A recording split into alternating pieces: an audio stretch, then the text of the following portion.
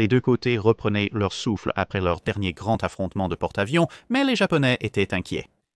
Le champ Henderson était toujours opérationnel et presque de retour à son plein statut opérationnel après le bombardement nocturne réussi qu'il avait perturbé des semaines auparavant. La campagne terrestre pour prendre l'aérodrome ne se passait pas particulièrement bien non plus. Cela signifiait que l'armée impériale japonaise avait besoin de plus d'hommes et de beaucoup de matériel lourd pour essayer à nouveau, mais l'aérodrome restauré signifiait que même sans porte-avions américains présents, les transports lents seraient vulnérables. Ainsi, la marine japonaise devrait intervenir à nouveau pour tenter de réprimer le champ Henderson une fois de plus.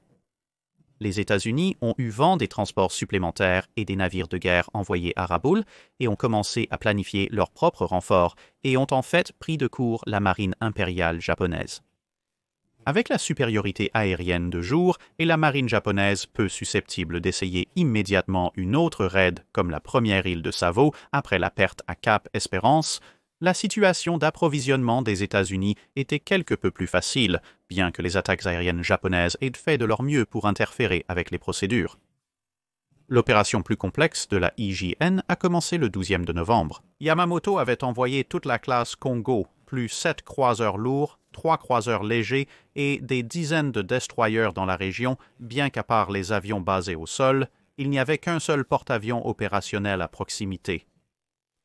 Pour cet élément de l'opération, l'amiral Abe est parti avec un total de 26 destroyers, un croiseur léger, les croiseurs de bataille Yei et Kirishima, plus les transports. Le but était de se diviser en deux groupes. Une flottille de destroyers escorterait les transports et tous les autres navires de guerre se dirigeraient vers le champ Henderson. En théorie, Knight couvrirait leur approche, et encore en théorie, à la lumière du jour le 13e, la force aérienne Cactus serait un tas de débris fumants, et donc cela n'importerait pas si les transports lents étaient toujours à portée d'une attaque aérienne théorique. Les deux groupes de surface américains étaient dirigés par l'amiral Scott, récemment de la bataille du Cap Espérance, et l'amiral Callaghan. Ils avaient protégé les transports américains en approche, puis soutenu les troupes à terre avec des grêlons de tir de 5 et 6 pouces provenant d'Atlanta, Helena et de certains des destroyers, au grand plaisir des Marines américains à terre. De plus, malgré les dommages encore présents des précédents engagements, y compris un ascenseur avant toujours cassé, le porte-avions United States Ship Enterprise a été déplacé dans une position de couverture éloignée. Lorsque les avions de reconnaissance américains ont repéré les formations japonaises entrantes, les groupes de surface de Callaghan et Scott ont rapidement été assignés pour intercepter les forces japonaises. Les transports américains étaient également dans la zone, ainsi que les troupes nouvellement débarquées et la marine japonaise attrapant l'un ou l'autre exposé au bombardement naval. Un désastre comme le champ d'Henderson à nouveau handicapé serait catastrophique. Scott avait l'expérience du commandement d'une action nocturne contre la marine impériale japonaise et avait appris de certaines erreurs commises lors de cette bataille.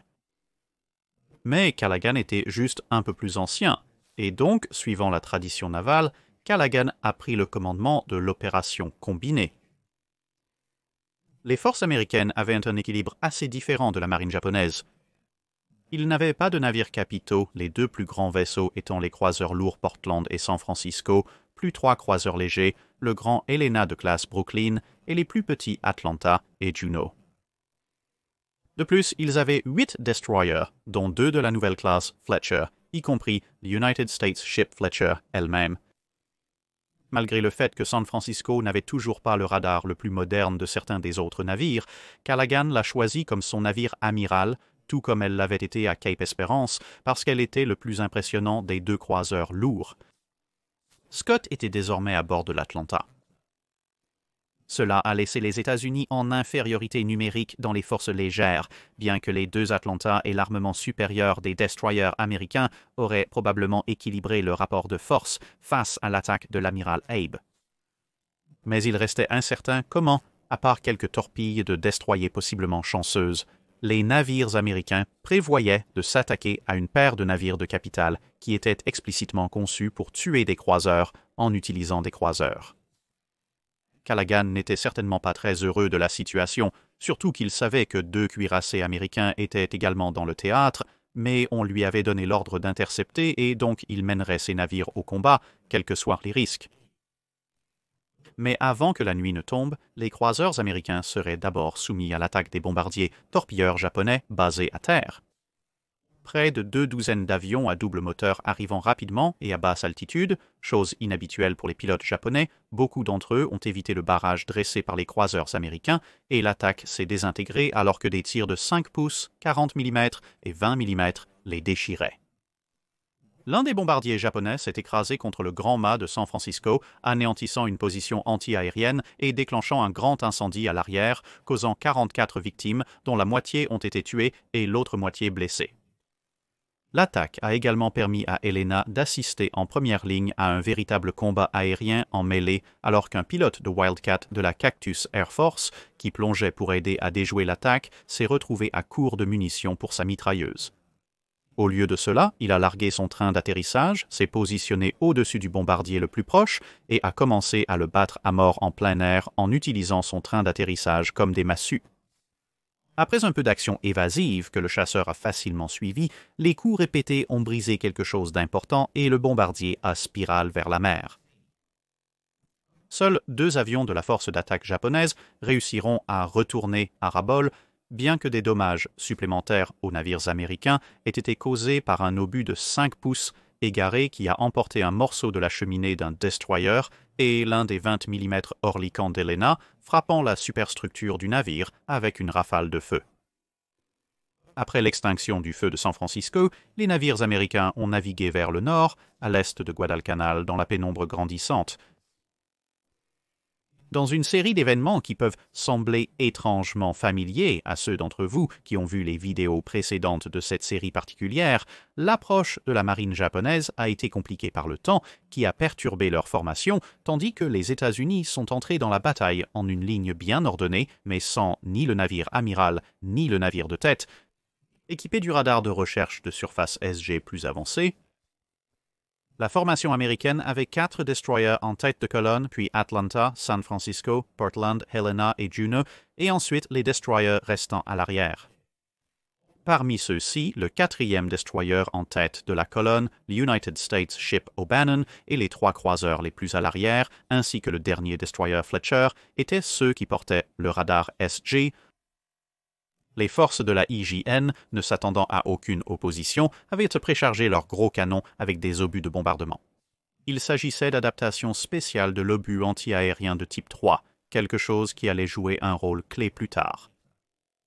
Alors que minuit passait et que nous entrions dans le 13e jour, tout comme les forces de l'amiral McCower au début de la campagne, les navires d'Ab se dirigeaient entre l'île de Savo et Guadalcanal elle-même, tandis que les navires américains, sans le savoir, se dirigeaient vers eux sur un parcours presque réciproque. Initialement, la formation de la IJN était menée par le croiseur léger Nagara avec les 2 croiseurs de bataille et les destroyers déployés sur chaque aile. Un avion de reconnaissance de la flotte avait repéré les navires américains plus tôt. Abe espérait que la tempête qui avait suivi leur rythme pourrait leur permettre de passer inaperçus devant les forces de l'United States Navy, de bombarder le champ Anderson et ensuite de se frayer un chemin de retour à la maison depuis un angle inattendu. Mais en réalisant qu'avec un tir uniquement optique, un tel bombardement serait impossible au milieu de la tempête, Abe avait ordonné à ses navires d'exécuter une paire de manœuvres de double retour pour laisser la tempête passer devant eux, ce qui avait à son tour conduit à la dispersion des destroyers en petits groupes relativement non connectés. Un schéma familier recommence à se dessiner. Les navires américains, qui avaient le radar le plus avancé, ont commencé à repérer les cibles entrantes, Helena étant le premier à remarquer les navires entrants, et une fois de plus, les communications se sont effondrées de telle sorte que seuls des rapports épars ont atteint Callaghan, dont les propres instructions avant la bataille avaient été presque inexistantes. L'amiral Scott avait ordonné à ses navires de tirer sur l'ennemi dès qu'il serait en charge. Callaghan a continué à demander aux destroyers de tête, l'United States Ship Cushing, ce qu'ils pouvaient voir, tout en ignorant apparemment les mises à jour continues et fréquentes d'Helena. Mais sans radar SG, Cushing ne pouvait rien voir. Sans l'équipement de vision nocturne et la formation disponible pour l'IJN Callaghan, s'est retrouvé avec un tas d'informations dispersées provenant d'une technologie qu'il ne comprenait pas vraiment ou ne faisait pas confiance, et rien à quoi le relier à l'extérieur de l'obscurité lorsqu'il se fiait à l'œil. En conséquence, les deux côtés continueraient à se rapprocher jusqu'à ce que les deux côtés aperçoivent physiquement des éléments de l'autre et que la portée commence à se réduire encore plus. 10 milliards, 5 milliards, 3 milliards. Les deux parties hésitaient. Arban savait que les obus de bombardement n'étaient pas le meilleur choix pour les combats entre navires. Il pourrait rompre et recharger puis revenir, mais cela ferait perdre du temps et l'élément de surprise. Callaghan semblait essayer de déterminer comment se positionner au mieux, mais la nature dispersée des navires japonais rendait quelque peu difficile le choix d'une approche optimale qui ne vous laissait pas ouvert à un tir de flanc de la part d'autres groupes. Cela a conduit à une série d'ordres confus, avec divers navires suivant différents ensembles d'instructions, et la ligne américaine bien ordonnée a commencé à se désagréger, même si les demandes répétées des destroyers américains de tête pour leur permettre de tirer des torpilles à des distances presque irratables étaient refusées par leur amiral, et ils ont donc dû commencer à prendre des mesures d'évitement pour éviter de percuter les navires japonais. Tout le monde avait ses canons braqués sur tout le monde, mais personne n'était prêt à appuyer sur la gâchette, du moins jusqu'à 0h48 le matin, lorsque la IJN a rompu le silence. Voyant les navires américains encadrés par les leurs, les projecteurs se sont allumés et Atlanta s'est retrouvé presque à portée de katana de Hiei. Pas une position saine dans les meilleures conditions, et comme si c'était le signal, les canons des deux côtés se sont mis à tirer. Les navires américains ont fait la version nautique de quelqu'un coincé dans un pub lorsque les chaises et les verres commencent à voler, qui regarde simplement autour de lui, hausse les épaules et se jette immédiatement sur le combattant le plus proche. Mais, comme à Cape Esperance, leur capacité de combat a été rapidement compromise par un amiral confus, ordonnant maintenant aux navires impairs de tirer à tribord et aux navires pairs de tirer à bâbord. Sans ordre pré-bataille, leur indiquant qui était qui, et la formation américaine les ayant de toute façon dispersés, les navires américains étaient à partager entre ceux qui ignoraient complètement ces instructions et continuaient à tirer sur qui ils avaient choisi, et ceux qui cessaient le feu pendant un moment, pendant qu'ils essayaient désespérément de déterminer exactement où ils pourraient se situer dans la ligne et où exactement ils devraient donc tirer, étant donné qu'il n'y avait maintenant vraiment qu'une formation notionnelle. Ceci, comme vous pouvez l'imaginer, cela a conduit à une répartition plutôt inégale du feu. Tous les croiseurs, à l'exception de Helena et de 2 destroyers, ont décidé que le japonais Akatsuki était une bonne cible, en grande partie parce que, avec Hiei, elle était l'un des 2 seuls navires japonais avec leurs projecteurs allumés, ce qui en faisait une cible plutôt évidente. Le capitaine d'Atlanta a donné l'ordre de contre-illuminer l'un des navires japonais, mais l'officier d'artillerie a décidé que mettre quelque chose en feu était, techniquement parlant, une façon de l'éclairer, et a donc ordonné aux nombreux canons de 5 pouces d'Atlanta de commencer à tirer sur tout ce qui brillait une lumière sur eux à la place. De manière choquante, sous un tel barrage combiné dévastateur, le destroyer japonais a promptement explosé et coulé rapidement avant même d'avoir eu la chance de déchaîner ses longues lances. Premier sang pour l'United States Navy. Malheureusement, la pauvre vieille Atlanta était en première ligne et toujours à la lumière des faisceaux de Hiei, et donc, avec tout le feu de retour qu'Akatsuki a pu déclencher, elle est devenue l'équivalent américain du malheureux destroyer japonais, prenant plusieurs coups d'obus en peu de temps. Quelque chose pour lequel le petit croiseur légèrement protégé n'était vraiment pas équipé, et à peu près au même moment où tout le monde avait commencé à tirer, l'Inazuma et l'Ikazuchi étaient sortis d'une école de pluie, avaient vu ce qui se passait et avaient promptement envoyé une douzaine de torpilles à longue portée avant que le feu de Portland ou de San Francisco n'écrase la proue de ce dernier navire et ne la force à se retirer. Ainsi, Atlanta a reçu au moins 1, peut-être 2, coups de torpille de type 93 qui l'ont laissée impuissante et à la dérive, bien qu'elle soit toujours à flot. À proximité, le destroyer United States Ship Cushing a subi une attention similaire, bien que sans le torpille, grâce au plus grand nombre de Japonais dans les environs immédiats. 50, United States Ship Sterett a décoché plusieurs salves sur le Nagara, mais comme les navires de guerre japonais chargés de bombes, le destroyer américain avait préchargé des obus étoiles qui étaient très jolis lorsqu'ils explosaient contre la coque du croiseur japonais, mais quelque peu inefficaces.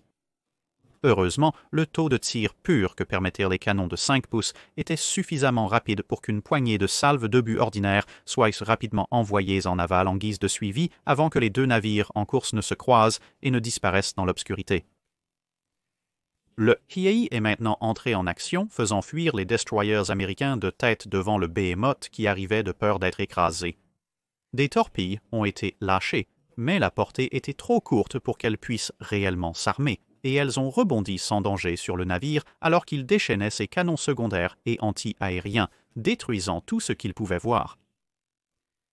Les choses se sont encore aggravées pour l'Atlanta, car le San Francisco est passé à côté et semble avoir complètement manqué sa présence, tirant ses canons de 8 pouces et touchant durement l'Atlanta avec des tirs amis, au moins 7 impacts d'obus ayant éliminé une grande partie de l'état-major du navire, y compris l'infortuné amiral Scott. Le San Francisco avait, du moins ostensiblement, essayé de tirer sur le Hiei, dont le grand nombre de projecteurs en faisait une cible aussi évidente que l'Akatsuki l'avait été quelques minutes plus tôt. De plus, elle s'enfonçait directement au centre de la formation américaine, la rendant difficile à rater. Suite à la perte du destroyer japonais, le croiseur de bataille attirait bien plus l'attention. Comme il s'est avéré, charger sur votre ennemi pourrait avoir ses inconvénients. 50 United States Ship. 50 Afei est passé à moins d'une largeur de navire de la collision avec le gigantesque croiseur de bataille. Et comme la confrontation entre le Her Majesty's Ship Spitfire et le Seiner Majesty Ship Nassau Adjutland, le navire capital japonais ne pouvait pas abaisser suffisamment ses canons principaux pour réellement toucher le destroyer. Cependant, l'inverse n'était pas vrai, et bientôt tout, des tirs de 5 pouces jusqu'aux canons anti-aériens et certaines armes personnelles de l'équipage, déversèrent des flammes et des explosifs sur tout ce qui se trouvait à bord du Hiei, qui n'était pas recouvert d'armure, avec un soutien enthousiaste du Sterret et de l'Obannon, qui se sont également découverts trop proches pour être facilement engagés à ce stade. Cela a causé des dommages assez importants aux superstructures du croiseur de bataille et a blessé l'amiral Abe, le sortant de la boucle des décisions de commandement. Mais dans l'ensemble, le navire lui-même n'était pas en danger de couler, ni ses canons principaux affectés, bien que le rugissement de leur décharge, juste au-dessus de leur tête, ait quelque peu étourdi l'équipage du Lafay et les ait laissés avec seulement l'utilisation de signaux manuels pendant un moment, alors qu'ils attendaient que leurs oreilles cessent de sonner. Incapable de gérer personnellement les destroyers semblables à des moustiques et très frustré de les voir s'échapper dans la nuit après avoir infligé des quantités disproportionnées de dommages, Hiei s'est plutôt tourné vers San Francisco, qui était maintenant plus proche du navire amiral japonais qu'Atlanta ne l'avait été quelques minutes plus tôt. Une tempête de feu s'est déchaînée depuis le croiseur de bataille assiégé. Rejoints par le feu de Kirishima et de quelques destroyers à proximité, ces salves ont déchiré les superstructures de San Francisco et alors que l'amiral Callahan et la plupart de l'équipage du pont mouraient dans l'incendie et les explosions, quelques survivants criblés de shrapnel se retrouvaient dans des parties improbables du navire et il se trouvait maintenant que chaque officier commandant supérieur des deux côtés était maintenant mort ou hors de combat dans les actes d'ouverture de la bataille. Selon toute évaluation raisonnable, ces salves auraient dû envoyer le croiseur lourd américain au fond, mais les deux croiseurs de bataille étaient encore en train de dégager leurs canons des obus de bombardement, et donc, bien qu'ils aient déchiré les sections non blindées du navire avec une efficacité mortelle, ils n'ont rien fait pour briser la protection principale de l'armure et couler réellement le navire. Des obus perforants montaient les monte-obus, mais cette procédure a pris quelques minutes, permettant au navire amiral américain battu de riposter. Les artilleurs, quelque peu motivés pour établir de nouveaux records de cadence de tir, alors que le croiseur ratissait le navire plus grand de la proue à la poupe en réponse. Chaque canon, avec un équipage survivant, depuis le massif 14 pouces sur le Hiei jusqu'au 8 pouces sur San Francisco, et les batteries secondaires des deux côtés plus quelques canons anti-aériens avec des équipages survivants échangèrent des coups à bien moins de 3000 yards. Kirishima s'est joint à eux, et bientôt le côté tribord du navire amiral américain ressemblait à une scène de l'enfer de Dante, alors que l'aluminium en poudre, le magnésium, la peinture, les munitions et les corps, tous s'embrasaient dans un inferno déchaîné. Après quelques salves de munitions perforantes de 14 pouces, le navire s'est retrouvé sans gouvernail, le pont de contrôle secondaire ayant été soufflé. Les officiers survivants de San Francisco tentèrent de rejoindre la tour de contrôle, tandis que les équipes de contrôle des dommages colmataient les fuites provenant des trous sous la ligne de flottaison.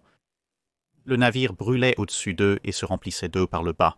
Si quelque chose n'était pas fait rapidement pour l'un ou l'autre, ils exploseraient ou chavireraient. Pour aggraver la situation, un destroyer japonais a commencé à les encercler et à leur tirer dessus avec ses canons et des armes légères utilisées par certains membres d'équipage sur le pont.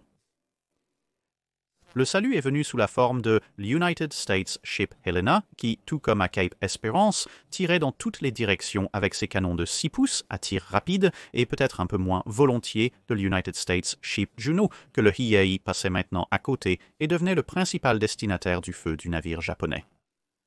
Cela permettrait à San Francisco de s'éloigner boiteusement dans l'obscurité. Dans l'échange, ainsi que les dégâts plus généraux, elle avait réussi à marquer un coup qui avait désactivé l'alimentation électrique du Hiei pour sa direction et ses tourelles principales, tout en attirant Helena hors du combat principal pour essayer de la protéger. La bataille se dégradait maintenant en une série de mêlées individuelles confuses, ponctuées par des éclairs brillants, alors que les obus de type 3 évacués de divers canons éclataient en une brève existence enflammée entre les combattants. Le Cushing estropié dériva près de destroyers japonais qui, avec le Nagara, l'achevèrent et l'abandonnèrent en train de couler. La Fei, tout juste sortie de la mitraillage de Hiei, se retrouva face à un quart des destroyers restants de la marine japonaise et avec Kirishima, entre les tirs d'artillerie et une autre attaque réussie de torpilles de type 93 qui arracha la poupe du navire, le malheureux destroyer fut laissé à la dérive en flammes et finirait par couler.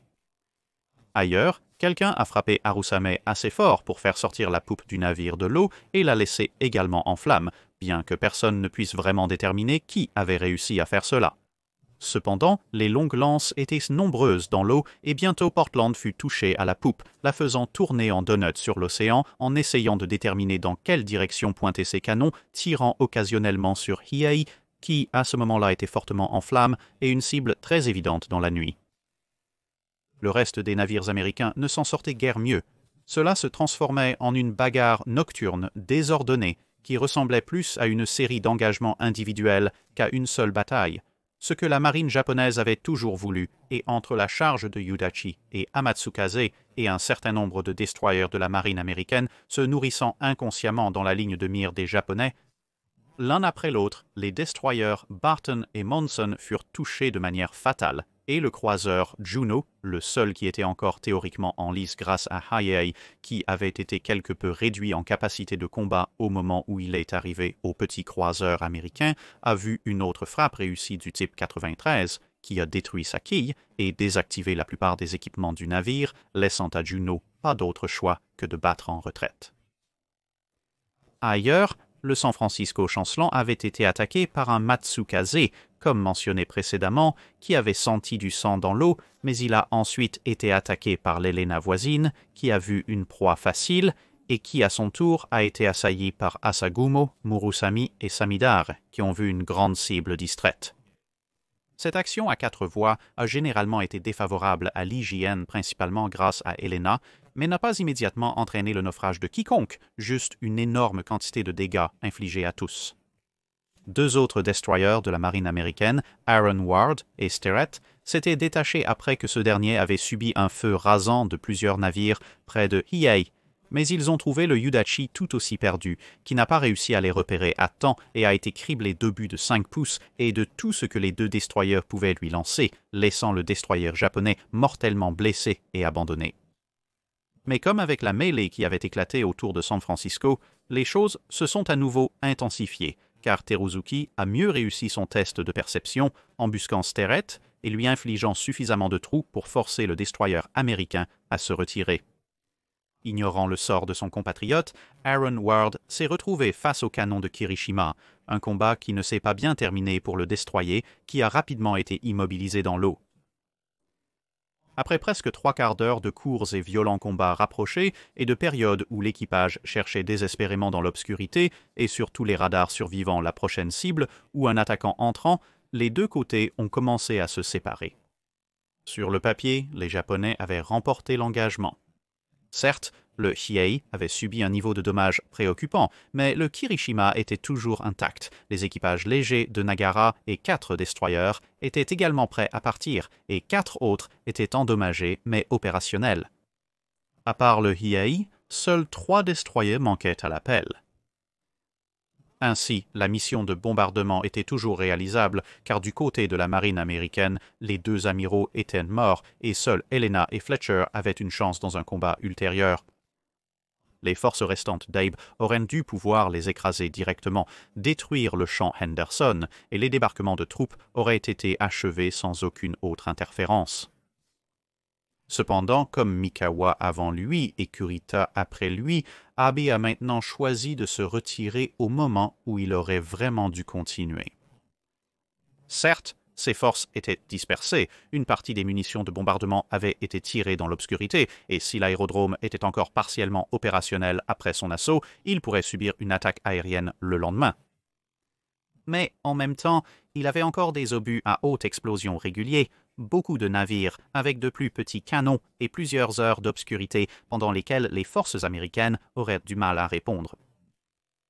Mais pour diverses raisons, et pour être juste, il avait été blessé au visage par des éclats d'obus, probablement gravement commotionné, et ne se souviendrait de rien de la bataille après avoir été touché, comme le révéla son débriefing ultérieur. À part 2 destroyers laissés derrière pour aider Yei, le reste des forces japonaises s'est retiré vers le nord, juste avant 3 heures du matin. À son tour, cela signifiait que les débarquements ne pouvaient pas avoir lieu, puisque la force aérienne Cactus serait opérationnelle à l'aube, transformant immédiatement une victoire tactique en une défaite stratégique. Mais le combat n'était pas tout à fait terminé. Le soleil s'est levé pour révéler 6 navires criblés dans la zone de bataille générale, 3 de chaque côté. Portland, l'un des navires américains handicapés, s'est retrouvé à portée du Yudachi, l'un des navires japonais plus stationnaires, et l'a promptement mis au fond avec des tirs d'artillerie. Amatsukaze, le prochain navire japonais endommagé, boitait vers le nord sous une attaque aérienne, mais atteindrait finalement la sécurité. Avec la lumière du jour, la Cactus Air Force est arrivée, permettant à la marine américaine de contrôler le champ et aux navires de soutien, de récupérer les survivants et de remorquer les navires américains abandonnés. L'attention des deux côtés s'est plutôt rapidement fixée sur Hiei. Des avions de la marine japonaise provenant de bases comme Rabaul ainsi que du petit porte-avions Junyo ont été envoyés pour couvrir le cuirassé boiteux, tandis que la Cactus Air Force, soutenue par les pilotes très combatifs du groupe aérien restant de l'Enterprise, avec le porte-avions américain toujours quelque part dans la zone, visait naturellement à les balayer et à aggraver les dégâts sur Haï. Les forces américaines ont pris le dessus dans les cieux et bientôt le chemin était libre pour des détachements d'Avengers, de Dauntlesses et quelques bombardiers B-17 optimistes qui, comme l'Enterprise, étaient stationnés à une certaine distance pour commencer leurs attaques. Alors que les dégâts préexistants de Hiei s'étendaient également, Abe a essayé de faire revenir son navire jumeau pour la remorquer. Mais alors que les armes lancées par les avions atteignaient leur cible et que les craintes d'une attaque de sous-marins s'intensifiaient, cette opération a été annulée et Hiei a commencé à sombrer. Elle finirait par couler plus tard dans la soirée. Les 3 navires américains les plus en danger, Portland bien sûr, plus Aaron Ward et Sterrett, ont pu être récupérés de la zone de combat et s'éloigner pour des réparations, bien que ce fût une chose presque ratée pour l'Aaron Ward, qui a été sauvé des dernières salves de Hiei par une vague d'attaques de Dauntlesses, et Portland a failli être touché par des torpilles de bateaux patrouilleurs-torpilleurs américains qui pensaient qu'elle était japonaise. Le San Francisco quelque peu détruit a également réussi à s'en sortir, bien qu'il ne l'ait pas fait avant d'être à quelques secondes d'être soufflé hors de l'eau par Helena, car les deux avaient perdu le contact dans l'obscurité et le navire amiral avait réapparu de la brume sans personne ni rien pour répondre au défi du croiseur léger. La radio, le sifflet, les feux de signalisation, les drapeaux, etc. avaient tous été détruits. Heureusement, un des rares signaleurs survivants a trouvé une petite lampe de signalisation portative et a pu clignoter le numéro de coque du navire. Cependant, Atlanta n'a pas eu autant de chance, le navire brisé sombrant sous les dommages accumulés en même temps que Hiei, bien que la plupart des survivants aient été récupérés par de petits bateaux depuis Guadalcanal, alors que la coque impuissante avait dérivé suffisamment près pour signaler les forces américaines à terre, qui avaient également réussi à organiser un remorqueur pour la tirer dans des eaux peu profondes. Juno progressait bien avec les autres navires survivants de la marine américaine malgré ses dommages lorsque le I-26 l'a repéré et a envoyé une salve de torpilles de type 95 dans sa direction, passant entre Helena et San Francisco, certains indices indiquant qu'il y avait effectivement eu des tirs sur San Francisco et qu'ils étaient repassés longtemps parce que San Francisco voyageait beaucoup plus lentement que prévu. Ils ont néanmoins touché Juno et ont fait exploser le magasin du navire. Bien que plus d'une centaine de membres de l'équipage aient survécu, le capitaine de Helena, l'officier survivant le plus ancien, ne croyait pas que quiconque aurait pu s'en sortir, ce qui était quelque peu compréhensible car les débris tombaient autour des autres navires américains et une énorme vague provoquée par l'explosion a failli faire chavirer San Francisco. Mais il n'a pas vérifié cette supposition, ce qui était étrange étant donné qu'il avait précédemment été félicité pour avoir emmené un commandement précédent dans les dents de l'United States Ship Lexington en flammes lors de la bataille de la mer de Corail pour y sauver des survivants. Peut-être qu'une combinaison de fatigue et de choc a influencé ses décisions actuelles, mais quoi qu'il en soit, il a continué à naviguer, une action qui coûterait la vie à la plupart des survivants et au capitaine de Helena sa carrière. Une autre carrière qui ne survivrait pas à la bataille était celle de l'amiral Abe, que Yamamoto n'a jamais pardonné et a essentiellement chassé du service de la marine japonaise. Ayant initialement déchargé de son commandement, Yamamoto a confié à l'amiral Kondo le commandement d'une nouvelle force centrée sur Kirishima et il lui a été donné plus de croiseurs lourds pour compenser la perte de Hiei. Yamamoto lui a ensuite ordonné de réessayer la nuit suivante, du 14e au 15e. C'est tout pour cette vidéo. Merci d'avoir regardé. Si vous avez un commentaire ou une suggestion pour un navire à examiner, faites-le nous savoir dans les commentaires ci-dessous. Pensez à commenter le post épinglé pour les questions de Carl Sech.